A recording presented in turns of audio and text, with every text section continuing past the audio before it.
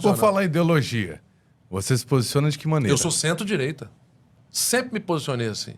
Mas no Brasil, nós não temos aquela lógica que tem, por exemplo, nos Estados Unidos, onde você pode ter uma candidatura solo. Sim, avulsa. Avulsa, sem ter uma filiação partidária. Aqui, para você disputar uma eleição, obrigatoriamente você tem que estar filiado dentro de um prazo estabelecido pela legislação eleitoral.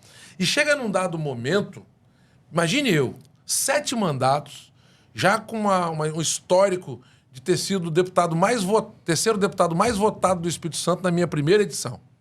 E agora, na última, ser um dos deputados mais votados do Espírito Santo. Para você estar num partido ou chegar num partido, você tem que balançar muito a carga para essa turma te aceitar. Verdade. E é difícil, Porque hein? o cara fala assim, esse cara vai chegar... Vai tomar minha vaga. E vai tomar minha vaga. Então, às vezes, você vai para um partido, mesmo não se identificando ideologicamente com ele, mas ele é o único lugar que te aceita e que vai te encaixar para você ter o direito de disputar a eleição. Por que eu falo isso? Se você observar a história política, não vou longe, não. Vamos para o Espírito Santo. O Manato disputou uma eleição contra Renato Casagrande. Foi para o segundo turno, por um viés totalmente ideológico no Brasil, que foi verticalizado desde a eleição de Bolsonaro, num confronto direto com o presidente Lula, que se identifica como esquerda, e Bolsonaro como direita. Aliás, extremos. Sim. Extrema-direita e extrema-esquerda. Esse troço desceu nos estados brasileiros, aqui no Espírito Santo não foi diferente.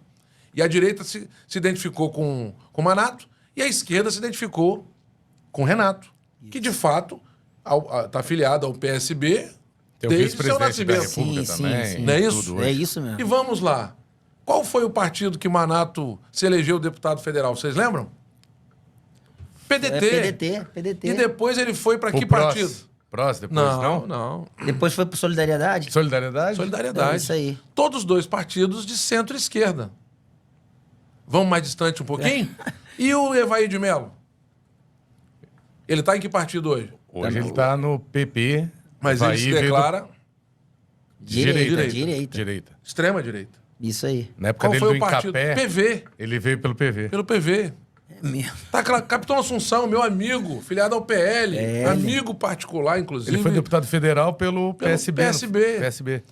Tá claro para vocês? Então, hoje nós temos uma consciência política muito mais aguçada, até por conta dessa ferramenta aqui, que inclusive até liga. Ela até liga, tá? Quando o cara vai te vender o telefone, ó, esse aqui é um iPhone, ele tem vários aplicativos, fotografia dele você pode fazer. A guerra Irã-Iraque foi feita com um iPhone. Olha, inclusive, você consegue até ligar. O que antes era um telefone, fazer ligação, hoje é uma ferramenta tecnológica. Essas ferramentas fizeram com que você pudesse chegar mais longe e dialogar com figuras que você jamais dialogaria. Elon Musk. Talvez você possa mandar e marcar ele no Twitter E ele olhar, e ele lhe responder. É verdade. Então, hoje nós estamos muito mais próximos, porém, mais arrogantes. Porque o cidadão fala o que ele bem entende. Ele não tem o limite e muitas das vezes não tem aquela Não tem barreira respeito. que nós falamos, que é o respeito. Então, assim, eu sou ideologicamente centro-direita. É a minha posição, são as minhas convicções. Mas nem tudo, e esse é o grande erro da política brasileira. Algumas figuras extremistas entendem que tudo aquilo que um dirigente, seja ele no município, no estado ou lá na União Federal, fizer, sendo ele de esquerda, tudo não presta e não vale nada. Ou se ele for de direita, se eu for de esquerda, tudo que ele fez não prestou e não valeu nada. Isso é uma burrice.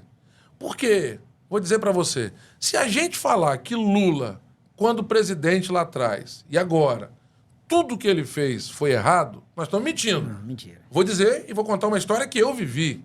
Poucos tiveram essa oportunidade. O Espírito Santo que a gente vive hoje e que vocês amplamente, por aquele conjunto de jornais que fazem parte desse consórcio, divulgam, e é muito legal isso, sobre nota A no Tesouro, crescimento da receita, nota A no IDEB, equilíbrio fiscal, condição única e diferenciada dos demais estados da federação de pegar um empréstimo, que tem capacidade de contrair empréstimo. Por quê? As pessoas só conhecem a história boa do Espírito Santo. Mas eu cheguei no momento em que o Espírito Santo estava 6 meses em greve Salário atrasado. com os profissionais de educação, 3 meses de salário atrasado, pedido de intervenção federal. Quem foi que nos ajudou? Lula. Nós vendemos o último e único ativo que nós tínhamos, royalties de petróleo. Antecipamos, pagamos ágio, e aí nós começamos a escrever uma nova página do Espírito Santo. Eu vou dizer que não foi ele que ajudou? Não tem como. Então, assim, eu estaria mentindo e rasgando essa página da história. Eu concordo com tudo que ele fez? Claro que não. Mas tem muita coisa que ele fez. Como no governo Bolsonaro. Tudo que ele fez foi bom, não. Mas eu posso destacar que o Tarcísio foi o melhor ministro de infraestrutura de todos os tempos. Governador de São Paulo. E antes foi ministro do governo de quem? Ele foi... Não, antes ele não foi ministro.